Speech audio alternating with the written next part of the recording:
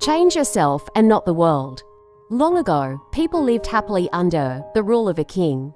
The people of the kingdom were very happy, as they led a very prosperous life with an abundance of wealth and no misfortunes. Once, the king decided to go visiting places of historical importance and pilgrim centers at distant places. He decided to travel by foot to interact with his people.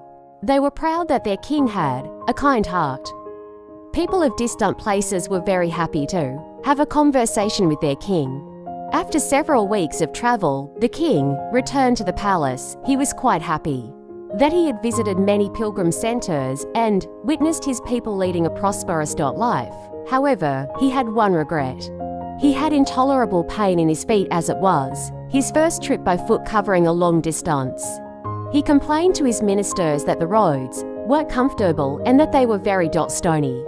He could not tolerate the pain. He said that he was very much worried about the people who had to walk along those roads, as it would be painful for them too. Considering all this, he ordered his servants to cover the roads in the whole country with leather so that the people of his kingdom can walk comfortably.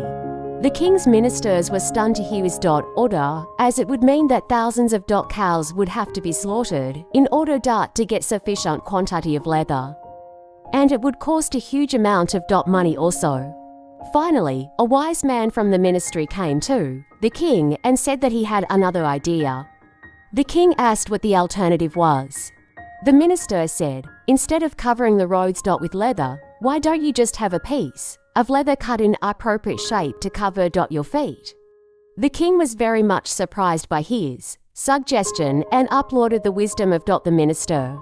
He ordered a pair of leather shoes for himself and requested all his countrymen also to wear shoes.